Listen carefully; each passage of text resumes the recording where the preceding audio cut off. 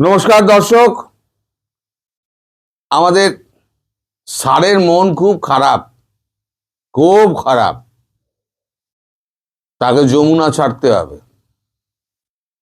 এখন এই চূড়ান্ত বিলাসিতার মধ্যে 18 মাস কাটিয়ে তার মধ্যে যে একটা অভ্যাস তৈরি হয়ে গেছে, সেই অভ্যাস ছেড়ে তিনি এখন বেরোবেন কি করে? তার কপালে এখন চিন্তার ভাঁজ। এখন দর্শক, চিটিংবাজি করে পাওয়া কোনো জিনিস দীর্ঘস্থায়ী হয় না, আপনারা সবাই জানেন। তাই ইনিও তো চিটিংবাজি করে এসে বসছিলেন। তিনি একদম এখনো পর্যন্ত চেষ্টা চালিয়ে যাচ্ছেন কি করে দেশের রাষ্ট্রপতি হওয়া যায়, কিন্তু ভারত কখনোই তা মেনে নেবে না। ইউনূসকে কোনো পদে রাখা যাবে না এবং ইউনূসকে ছাড়াও যাবে না। এই সরকারের মধ্যে ইউনূসকে তো রাখাই যাবে না, ভারতবর্ষের সঙ্গে যা তারেক রহমানের চুক্তি হয়েছে। ফলে তার এখন খুব মন খারাপ হয়েছে। তিনি এখন উদাসীন হয়ে এখন ভাবছেন কোন জায়গায় যাবেন। তিনি চিটিংবাজ, তার প্রচুর অর্থ আছে, তার অন্যত্র বাসস্থান তো নিশ্চয়ই রয়েছে, কিন্তু সেখানে গেলে এত সুযোগ সুবিধে, লোক লস্কর, একেবারে সরকারি পয়সায় একেবারে মোৎসব করা, চর্বচস্য লেজ্জ পেয় খাওয়া, এগুলো তো আর জুটবে না। তারপর 50টা চাকর বাকর, তারপরেতে সহায়তাকারী লোকজন, তারপরে এত লোকের ভিড়। এখনই তো ভিড় তো কমে গেছে, এরপরে একাকী নির্বাসনে থাকতে হবে, সেটা ভেবে তার অন্তরাত্মা কেঁপে উঠছে একবারে হা হা হা করে। আপনারা হয়তো হাসছেন, আপনারা ভাবছেন যে লোকটার এরমই হওয়া উচিত ছিল, কিন্তু ইউনূসের কাছে এটা একটা ত্রাসের ব্যাপার হয়ে দাঁড়িয়েছে। তো যাই হোক, ইউনূস কোথায় যাবে সে নিয়ে আমাদের কোনো চিন্তা নেই, কিন্তু পলায়ন তো জারি আছে। আমি কয়েকদিন আগে আমি একটা ভিডিও করেছিলাম, আমি বলেছিলাম নাম ধরে ধরে এরা সব পালাবে। আমি নামগুলো আবার বলছি, ওই মিলিয়ে নিন এরা সব কারা কারা পালিয়েছে আর কারা কারা লাইনে আছে। কালকে তারা সব টিকিট কাটা আছে, সব পটাপট একেবারে পালাবেন। ধর ধর ধর ধর ধর ধর ধর এবার ধরে যদি আটকাতে পারেন, দেখুন বিমানবন্দর ঘিরে রাখুন। এরা এই চিটিংবাজগুলো প্রচুর পয়সা লুটপাট করেছে, লুটপাট করে এখন কাটার ধান্দা করছে। আমি বলেছিলাম উপদেষ্টার বিশেষ সহকারী দুজন আছে, আবু তৈয়েব এবং লুৎফে সিদ্দিকী, এরা দুজনে পালাবেন। তা অলরেডি এরা দুজনে পালিয়ে গেছেন অলরেডি।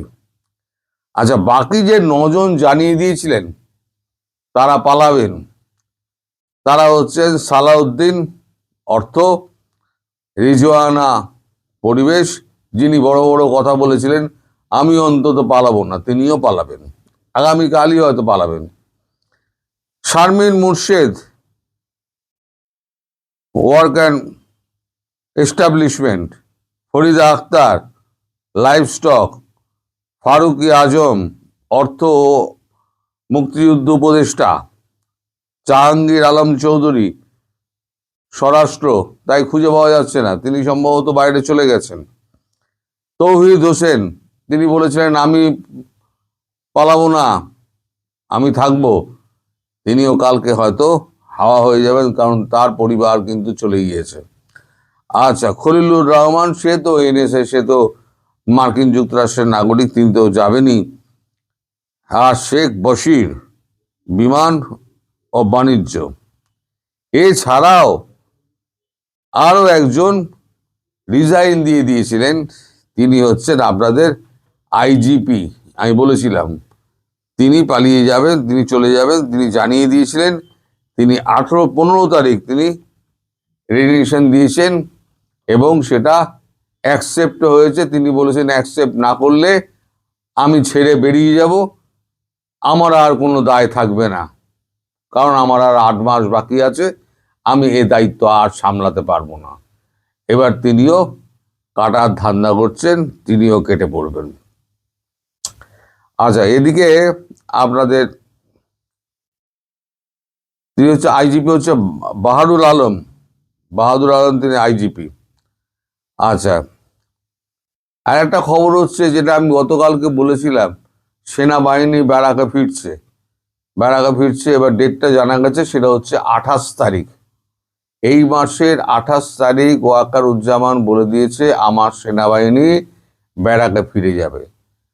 এবার সরকার থেকে অনুরোধ করা হয়েছে এবং তারেক রহমানও অনুরোধ করেছেন আরো যাতে একটা মাস তারা থেকে যান, তাদের গুছিয়ে নিতে সময় লাগবে। সেখানে ওয়াকারুজ্জামান বলেছেন যে আমরা অলরেডি অনেক ক্লান্ত, আমাদের বিশ্রামের দরকার, আমরা আর এই ঝামেলা নিতে পারবো না, ফলে আমাদেরকে ব্যারাকে ফিরতেই হবে। তবুও আপনারা যখন বলছেন, আমি একটুখানি আলোচনা করে দেখব এবং পরে আপনাদেরকে জানাবো যে আমি থাকতে পারবো, আমার সৈন্যরা থাকতে পারবে কি পারবে না। যদি তাদের মতামত আমি জেনে যেই দেখি তাদের মতামত আপনাদের পক্ষে যাচ্ছে না, অর্থাৎ মাঠে থাকার ব্যাপারে তারা রাজি হচ্ছে না, তাহলে 28 তারিখেই আমাদের শেষ দিন। 29 তারিখ থেকে আমরা সব ব্যারাকে ফিরে যাব। এবার আপনারা বুঝে নেবেন, কারণ আপনাদের সরকার গঠন হয়ে যাচ্ছে, আপনারা বুঝে নেবেন আপনারা কি করবেন কি করবেন না। এর মধ্যে আবার একটা খবর পেলাম, সেটা হচ্ছে জামাত নাকি এর মধ্যে ঢোকার চেষ্টা করছে সরকারের মধ্যে।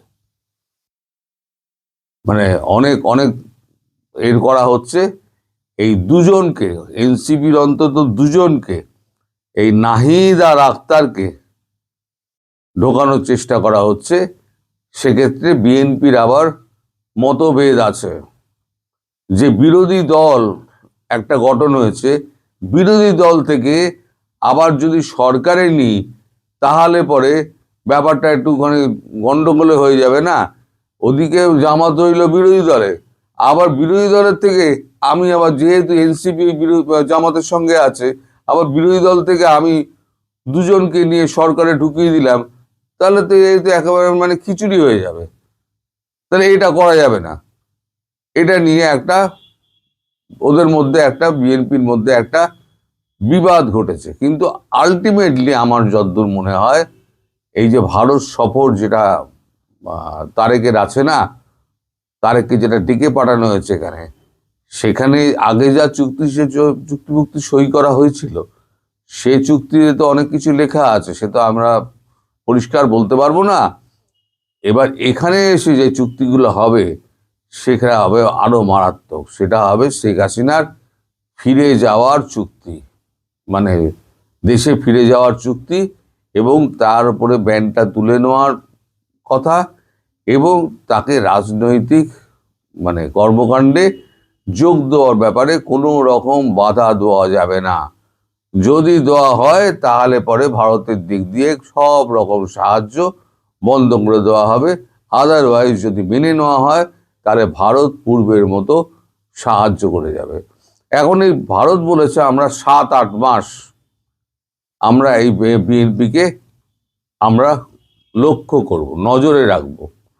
এই 7-8 মাসে বিএনপি কি করে তার উপরে স্থির করব যে পরবর্তী পদক্ষেপ কি হবে। কারণ বিএনপি 2004-এর ওই ঘটনা কিন্তু ভারতবর্ষ ভোলেনি। ভারতবর্ষ এখন একটা মন্দের ভালো বেছে নিয়েছে, যেহেতু শেখ হাসিনাকে ওখানে প্রতিস্থাপন করতে হবে, তাই একটা সরকার গঠন করে তাকে মান্যতা দিয়ে এখন শেখ হাসিনার সঙ্গে তাদেরকে বসিয়ে একটা চুক্তি করে, যে করেই হোক না কেন শেখ হাসিনাকে ওখানে পুনর্বাসন করতে হবে। সেটা হচ্ছে ভারতের মত। এবার যদি দেখা গেল 7-8 মাসের মধ্যে, সময়ের মধ্যে কিছু হলো না, বিএনপি তার পূর্ব দিকেই ফিরে গেল, মানে পূর্ব অবস্থানেই ফিরে গেল, ভারত বিরোধিতার দিকেই ফিরে গেল, তাহলে পিঠের চামড়া তো গোটাবেই। কারণ ভারতবর্ষ দীর্ঘদিন সহ্য করবে না।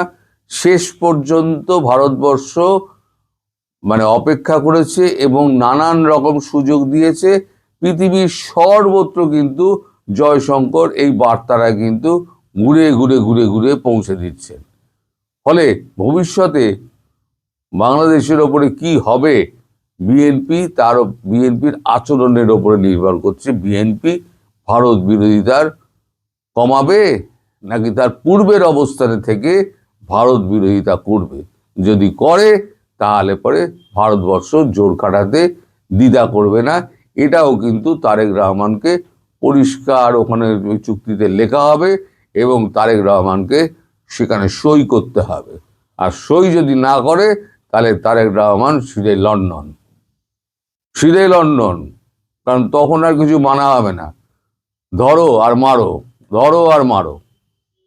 না ইউনুস পার পাবে না তারেক পার পাবে, কেউ পার পাবে না।